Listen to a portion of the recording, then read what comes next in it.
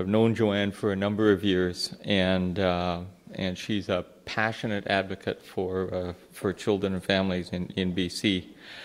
Joanne studied social work at the University of British Columbia, and then after working for many years in the child welfare system, she's more recently focused her work in the areas of community development and strategic planning with the Children First initiative, where I first met Joanne, and more recently with the Human Early Learning Partnership at UBC. Joanne has played a foundational role as Community Development Manager in the translation of HELP's early child development research to community. She's the person that translates that research into action. And she travels extensively through British Columbia and increasingly, nationally and internationally, prioritizing the need to build local relationships, share knowledge, and link communities to each other and to the research. She's the lead author of the Communities for Children, a toolkit for action, recently published by the Human Early Learning Partnership, and a contributor to a variety of other publications and resources used by HELP for knowledge translation. She's the National Lead Fellow for the Council of Early Child Development, and as part of that role, manages the Pan-Canadian EDI, Early Development Instrument Initiative. Previously, the provincial advisor to Children First, a community capacity building initiative in 45 communities in BC. Very well known across the province, and it's our real pleasure to have Joanne here. I'd ask you to join me in welcoming Joanne Schroeder. Thank you. Thank you. And I'm really honored to be invited. I'm inspired by Dana's presence. I didn't know, I was telling Dana when I saw her this morning that I saw an old friend of hers in Hamilton yesterday, and she's saying, well, if you see Dana, make sure you say hi. And I said, I haven't seen Dana for ages, and there she was this morning, so that was lovely. So I've been sick all week, and today I'm better, except when I talk. So we'll see how that goes. I have lots of friends and colleagues in the audience that I know this stuff so well they can pinch hit for me if need be. So we'll carry on. So we're going to talk today about what we talk about at the Human Early Learning Partnership as the differences that make a difference in children's development in BC. HELP, as many of you know, is an interdisciplinary research institute based out at UBC with connections to all of the universities in BC, where we bring together people from a variety of backgrounds who share the common interest in promoting healthy early child development. Not going to spend too much time on this slide, but always in any of the presentations we do from HELP, want to set the foundation that the reason that we do this work is about the importance of early child development and the impact of the quality of early years experiences on children's lifelong health and learning and behavior. And that we never want to forget that. It never goes without saying. You know, now for about the last 15 years, and many of you will remember the famous cover of Time magazine now about 15 years ago that started to illustrate to us all of the connections in the brain that happen in the earliest years.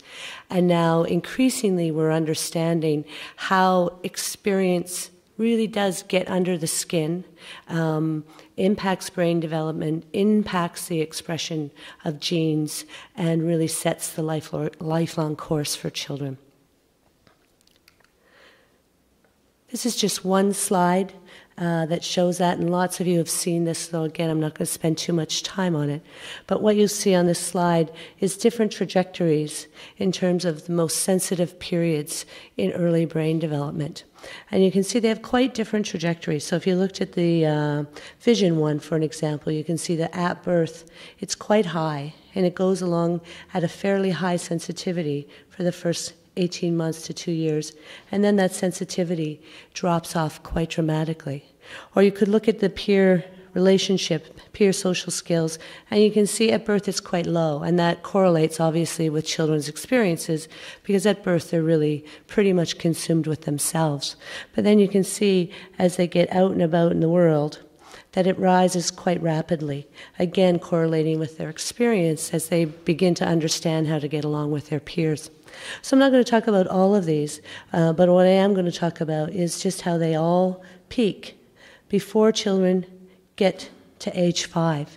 And so it's not that we don't, live and grow our entire lives, but we certainly do know that in terms of having the impact at the time when children's brains are the most sensitive and plastic, we have to act early. So this one just actually looks at the predictiveness of being vulnerable or behind where you would want children to be at kindergarten entry, and how they do through the school system. So what you see on the far left-hand side here is the number of vulnerabilities, and I'm going to talk a bit more about how we actually measure that in our kindergarten population at kindergarten. So ranging from 0 up to 5 vulnerabilities at kindergarten, and what impact that has on children as they proceed through the system. And as you can see, for the children that are going into kindergarten with 4 or 5 vulnerabilities, at grade 4, over 50% of them are not passing the standardized tests in grade 4 in respect to numeracy, and even higher. Nearly 70% of those children are not meeting the expectations at grade 4. And, about 25% of children in BC don't graduate from our school system. It's a little bit higher than that of children going into kindergarten vulnerable. Are they entirely the same children? Not entirely, because we all know that children can be resilient.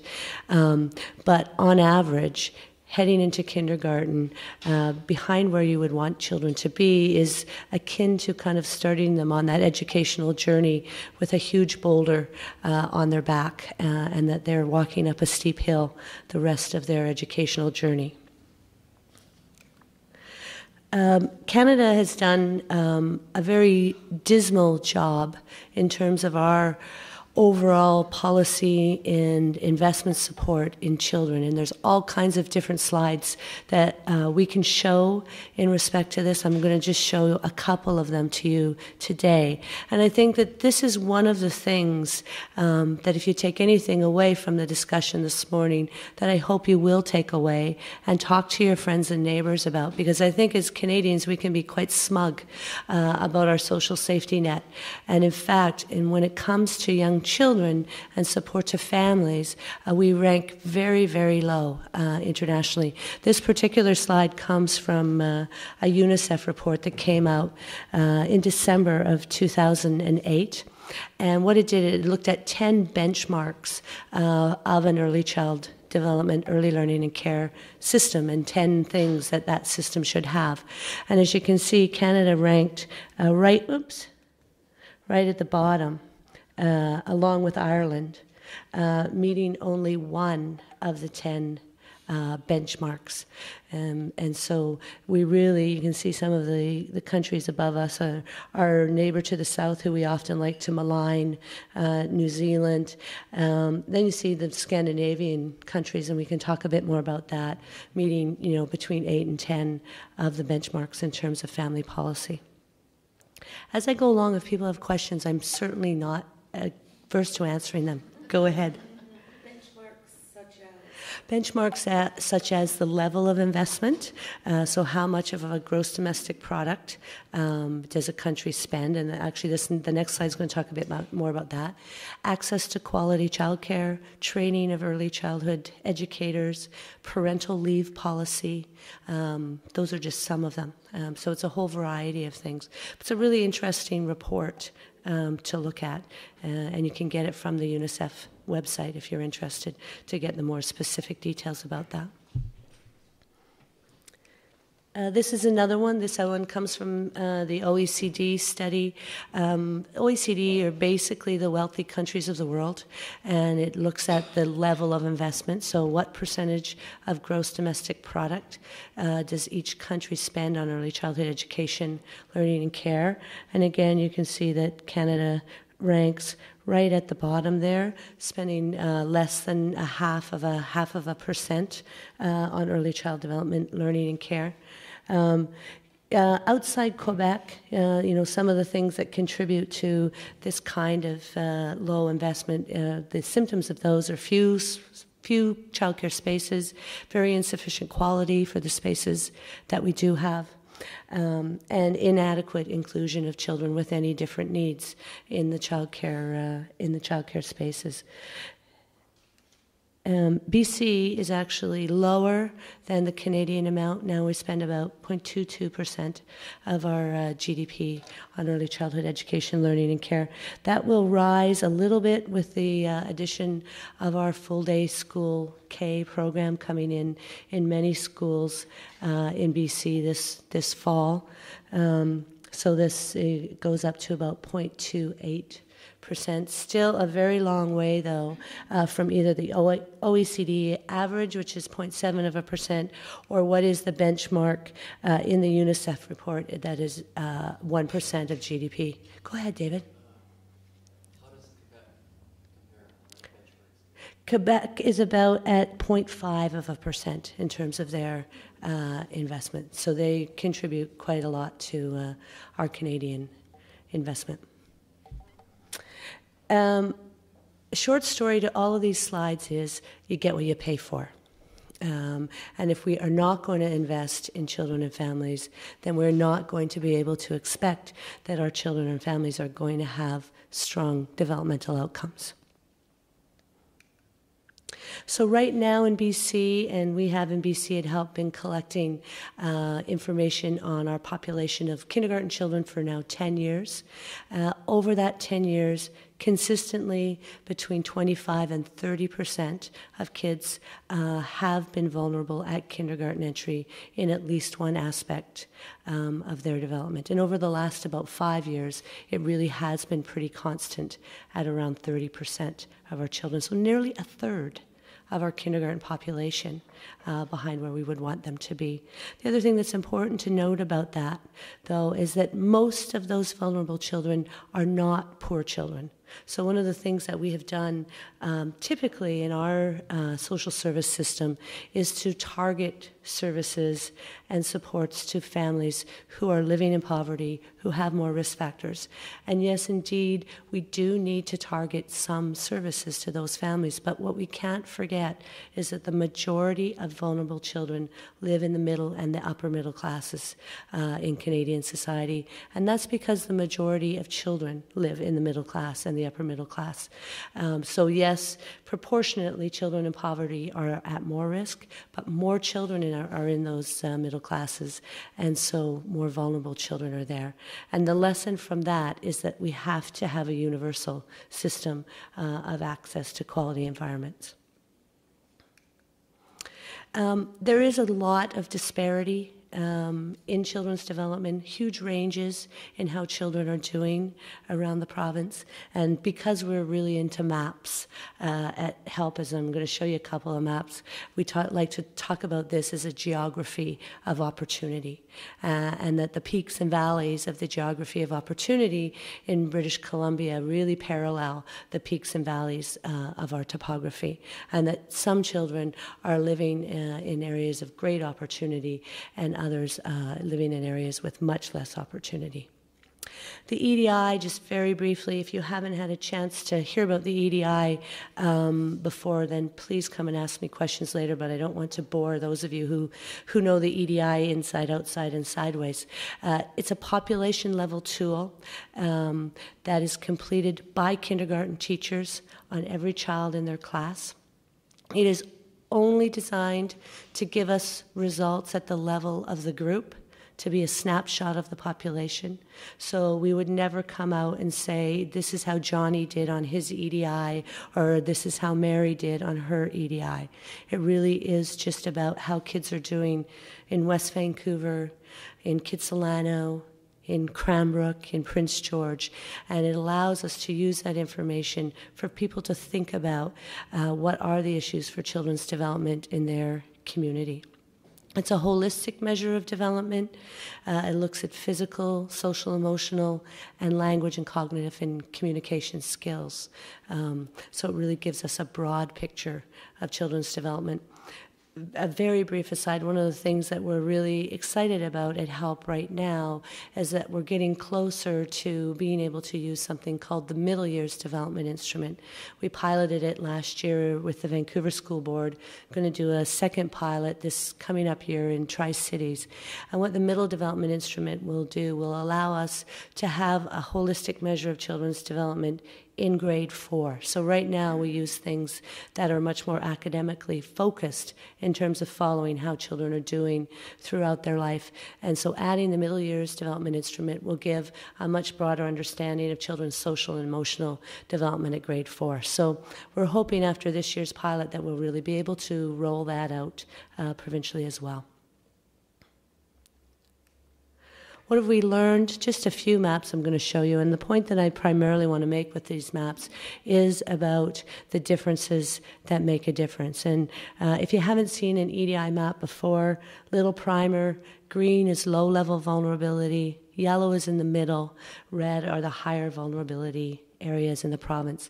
This is a map of the data between 2004 and 2007, our second full round of data collection. We're now just embarking on our fourth round of data collection in the province, so it really allows us to monitor how children's development is going over time.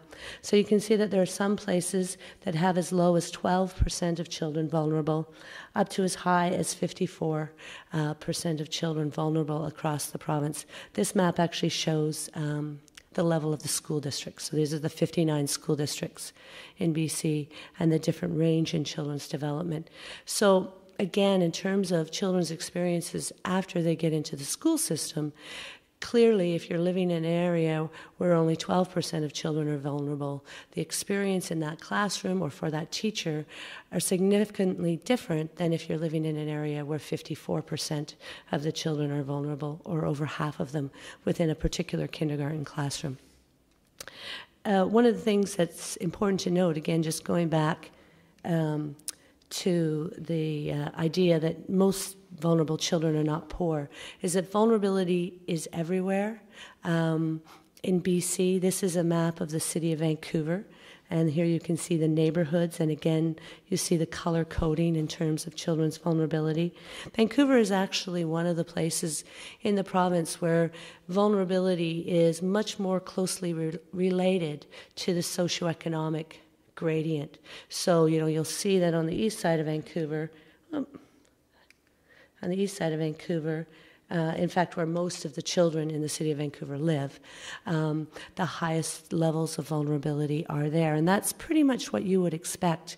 But in most other communities in BC, very interestingly, there's a lot of things that you wouldn't expect. So there are places of low socioeconomic character where kids are doing pretty well.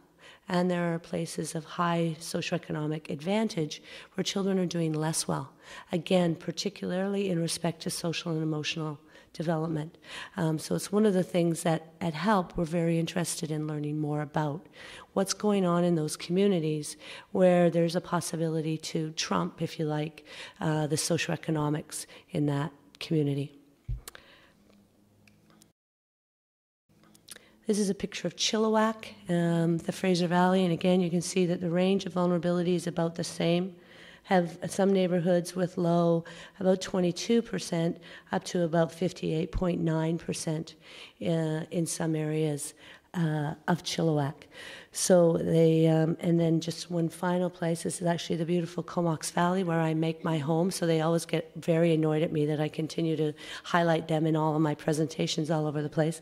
But we have an unconscionable level of vulnerability in our community, like everywhere. Again, the range, the lowest vulnerability place is 17%, up to some of our almost inner city neighborhoods in Courtenay of nearly 70% vulnerable. Go ahead, Carolyn.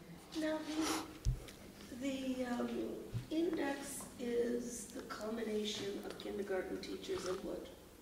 That's right. Yeah. How do you remove the objective, or how do you, or subjectivity, and how do you say, okay, because I was like patting myself on the back, because the slide before showed Rosedale, which is, I'm like, yay, my little girl's in kindergarten. Okay, yeah. So now I'm looking at this going, oh, thank goodness because she's not in, sorry. Yeah, no, that's a completely normal reaction. But how do I realistically say, well, it was just one kindergarten saying they're all great versus another kindergarten teacher saying my standards are excellence and nothing else? Great question.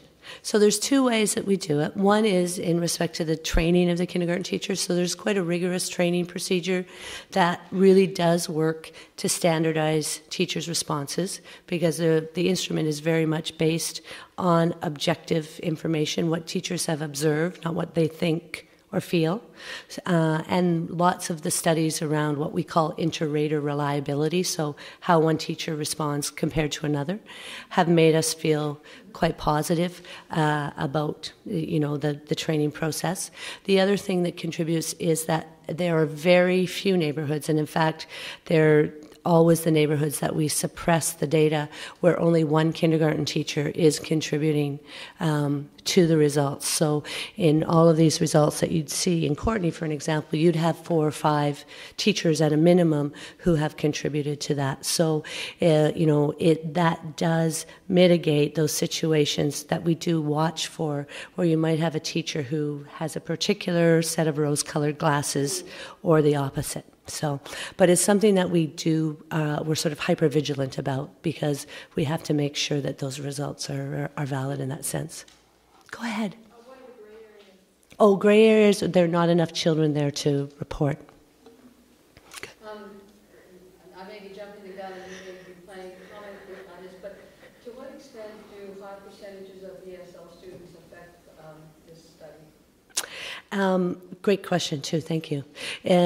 We find in the one scale, so what's called the communications skills scale, that children who have English as a second language are more likely to be vulnerable. So you'll see, particularly in some of the lower mainland districts where there are higher proportions of children who are ESL, that they may be higher level of vulnerability.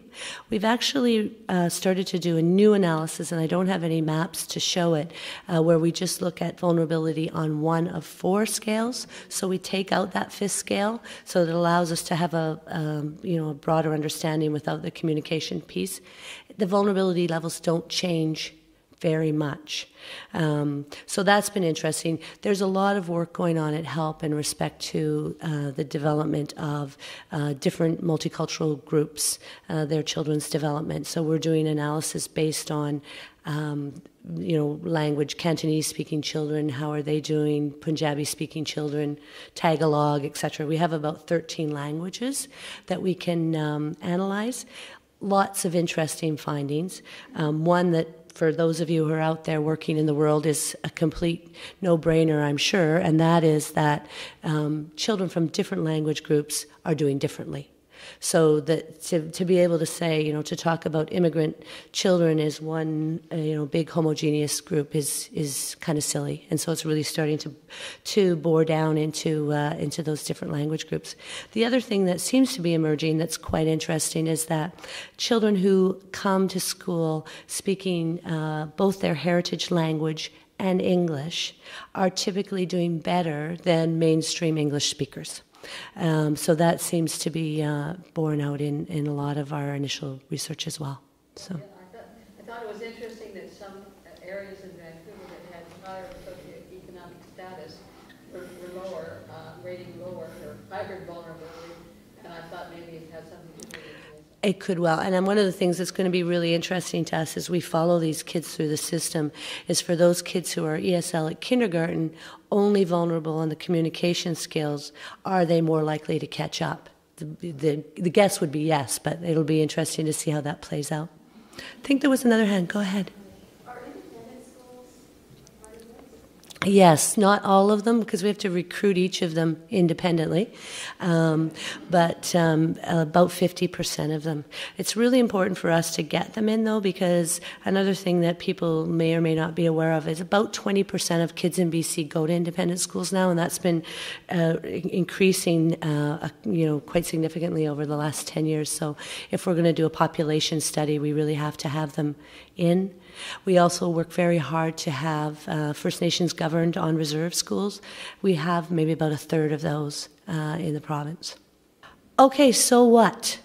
That's what we really try to focus on at HELP. If we're going to do all of this research, what can we do to actually work with communities and policymakers to make a difference?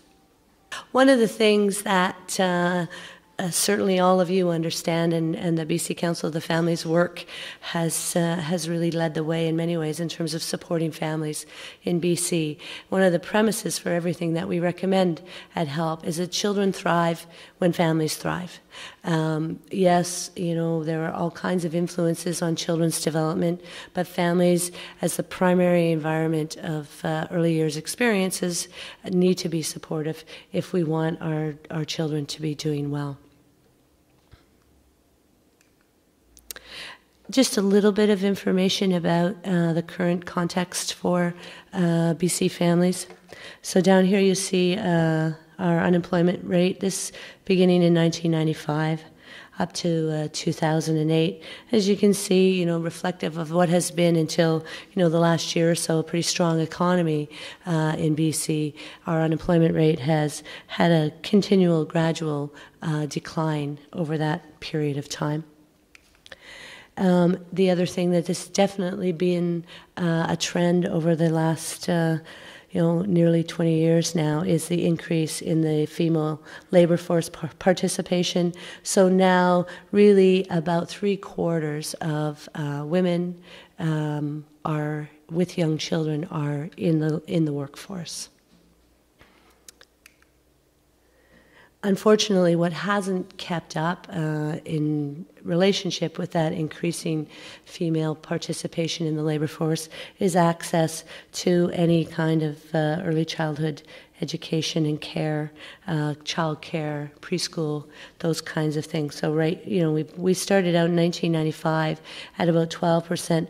We have gone up to about 20% of the kids who need spaces having access to space, but still that's 80% of our kids who don't have access to licensed spaces. And then one of the things that is a great shame to all of us, or should be in the province of BC, is that child poverty has remained stubbornly high, even though we've had an incredibly strong economy over the last 10 years or so. We have continued to have the highest rate of child poverty in Canada, and so that is also a reality for our families. So, more and more families having to work 2 jobs to make ends meet, not having access to quality child care. StatsCan tells us very clearly that parents have less and less time to spend with their children. So lots of contextual pieces for BC families that continue to be incredibly challenging in terms of thriving and subsequently their children thriving. So, the increase in vulnerability that we've been seeing in BC is not really a surprise when you think about the context that people are living in. Lots of socioeconomic reasons, also lots of cultural reasons, and I always encourage people to not only think about the solution to this as being about poverty reduction, clearly one of the solutions, but it's also about some of the other things in our society, increasing obesity rates, use of television and computers. We see children's vulnerability increasing because of that. Some of the social and emotional kinds of development, focus on children's achievement, wanting children to be able to, speak 10 languages and play Mozart by the time they're 4, taking them off to all of the kinds of swimming lessons and those kinds of things, when in fact, often they'd be better off at home running around in the backyard or sitting on their dad's lap. So we really have to start to think about some of those competitive things that we do in our society. There's a great book, if people are interested in it, called Raising a Nation of Wimps. And it's about how we coddle our children, protect them from falling in mud puddles or getting into a fight with the neighbor, and all of the things that many of us old folks loved as kids, to be able to spit on our neighbor's shoe and run away and know that we had to figure it out. Not that I'm really encouraging that, but you know what I mean. So lots and lots of challenging context for families. So two key things matter to make a difference. And, you know, from a policy perspective, we are going backwards in British Columbia. It's embarrassing. You know, we had helped have all this prestige across the country in terms of the research that we do. And Clyde and myself and Paul and others, we go and we talk everywhere. And, you know, everybody says, wow, look at all the great things that are happening in BC. There's nothing great happening in BC in terms of policy. You know, the destruction of Dana's provincial advisor office, the destruction of the former office I had as provincial advisor of Children First, and the cuts to early childhood services across the board. Full-day kindergarten is a great advancement, and I am behind it 100%, but it shouldn't be at the expense of any of the early childhood services. So there really is a sense of urgency from a policy perspective that we do things differently. It isn't all up to our politicians. Communities also matter, and I want to talk a bit more about what each of us can do. So from a policy perspective, what do we do to reduce early vulnerability? These recommendations come from a report that was written by Paul Kershaw and Lynell Anderson. And if any of you are interested in the detail of it, you can look it up on the HELP website. It's called 15 by 15, Framework for Investment in Human Capital. The title 15 by 15 comes from the fact that our provincial government has set a benchmark in their overall strategic plan to reduce childhood vulnerability to 15% by the year 2015. So now we have a childhood vulnerability of 30%. They're saying that their target is to reduce it to 15% by 2015. So much of the premise of this paper is, okay, if you really want to meet that target, what is it that you have to do to start to reduce vulnerability to get it down to that 15%? So there's sort of two big areas. One is to increase the times that families have to care for their children and the resources that they have available to them. So the first recommendation is to enhance the parental leave, expanding parental leave to 18 months after the birth of every child, and reserving time for fathers. We do have an example in Canada, again in Quebec, where a provincial government has invested in a top-up of the federal government employment insurance rules around parental leave. So this isn't just the business of the federal government. There's a recommendation to revise employment standards. Again, if you look at Statistics Canada information over the past years, our trend is to be working more and more. So working full-time doesn't mean 35 hours a week for a lot of people. It means 45 hours a week or 50 hours a week. So there are some recommendations in there about reducing work week to still allow people to access health care benefits and those kinds of things. And then finally, to expand financial support for low-income families. This includes both families who are on social assistance and the working poor. So for our children who are living in poverty, nearly 40% of them are living in families where at least one parent is working full-time. So this just isn't a question about social assistance. This is also a question about wage levels and access to health care benefits and those kinds of things. So the 15 by 15 report includes some recommendations to increase minimum wage and also to increase social assistance rates. So those are the sort of time to care recommendations in the report. And then the other core set of recommendations are about community supports and services. The big kahuna, the big ticket item in the 15 by 15 recommendations is to expand access to high quality early learning and childcare services, beginning at 18 months with a seamless transition to elementary school. So really providing a publicly funded childcare system for all of our children and families in British Columbia. We've argued about it long enough. The need for families is very, very clear, and it's time for us to make that investment. Provide regular opportunities for monitoring of children's healthy development. We do have in British Columbia a strong foundation of early intervention, child and maternal health programs. They have not been well enough resourced. They have not been well enough connected. So it's not like we have to reinvent the wheel in terms of what we're doing for our children in terms of their developmental screening and early intervention, but we need to shore up the foundation that we have, and we need to connect it better. So that's a key recommendation as well. And then finally, the recommendation is to provide some infrastructure for community governance.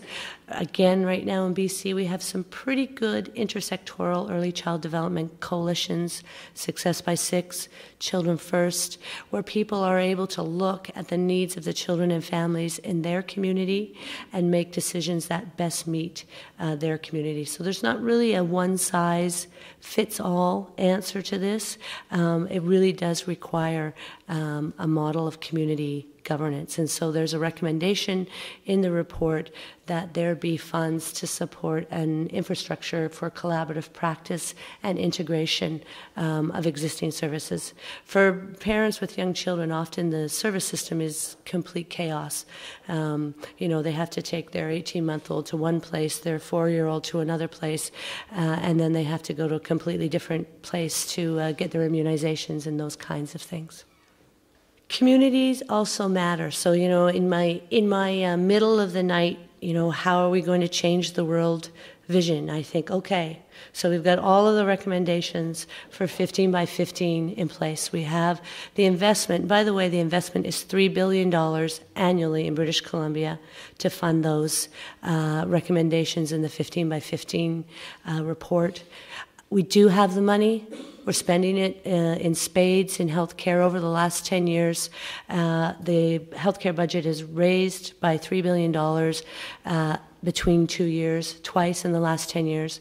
So this is $3 billion is a drop in the bucket in terms of what we're spending in many of our other public services. So it's not a matter of us not having the money. It's a matter of how we as a society set our priorities. But even given that, we have some policymakers in place that decide that they're going to make the $3 billion investment.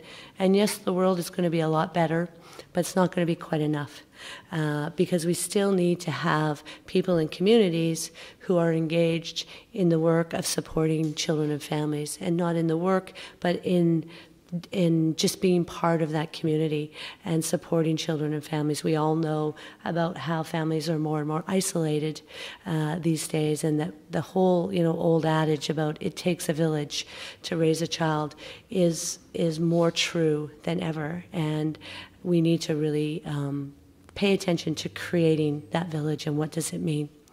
We do see, as I said earlier, some places in BC where they are trumping the socioeconomic odds, where they're having some strong positive impact on children's development.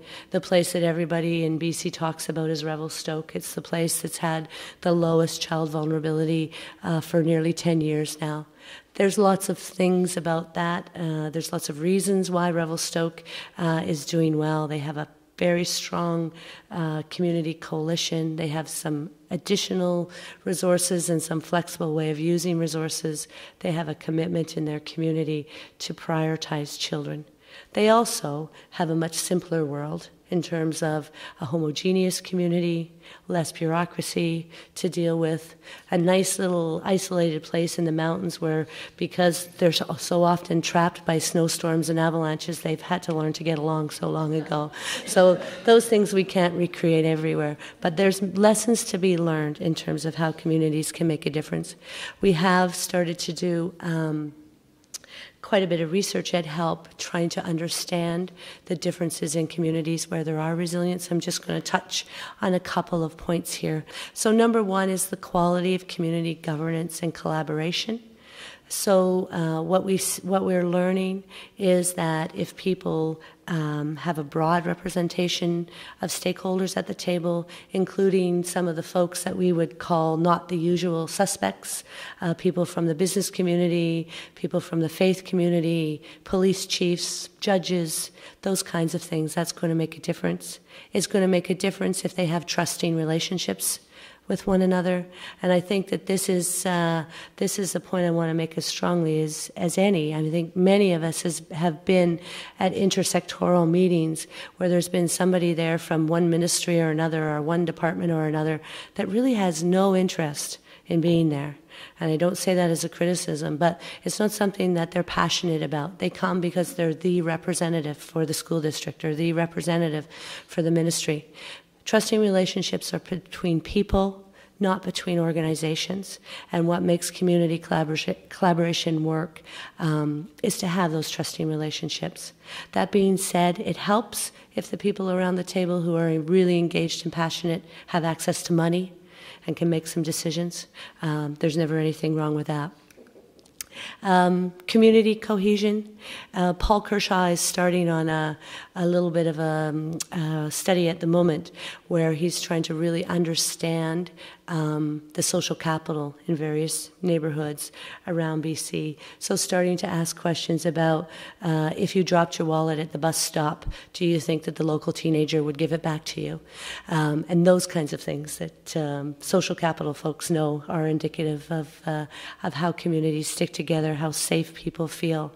You know, there's a lot of fear among children these days. We've instilled a fear in them for a lot of good reasons in terms of, you know, street smart safety and all of those kinds of things.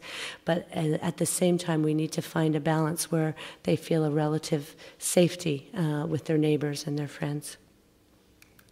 And then the last thing is we have to have access to resources and quality programs. And part of access is not just having them, but making them accessible to people. And so we really do advocate for the notion of community hubs, places where people can go through the door and get access to the kinds of parent and child supports that they need, pre- and postnatal supports, play-based services, all kinds of parenting resources for family. They have to be full-day, full-year options. It doesn't matter if you want to come with your child and spend time or if you want to drop your child off and go and do your grocery shopping. Providing that level of flexibility for parents and for children so that they know they have access to holistic services. So that's my utopia. It doesn't look quite like that when I'm thinking about it at 3 o'clock in the morning, but this is what it looks like to some of my graphic friends at the Human Early Learning Partnership. It needs to be a partnership between communities and policymakers that allows for tailoring the services in local communities in a way that meets the unique needs of children and families, builds on the work of programs like Mother Goose and Nobody's Perfect, and all of the wonderful programs that people are engaged in around the province, but really provides strong, sustainable funding so that half of our time is not spent in trying to find money to keep ourselves alive, and that we can really start to think about providing accessible services for children. If we don't, you know, the future of our population literally hinges on this. 30% of our children are starting school with developmental vulnerabilities. That means that at least 30% of our adults will not have the skills they need to be successful in work, in family, in life. And eventually, that means that our entire population is not sustainable. So I don't want to be, you know, an alarmist on a beautiful Friday, almost beautiful Friday afternoon. But we really need now to stand up and try to make a difference for children and families in BC. So thank you very much, and thanks for inviting me.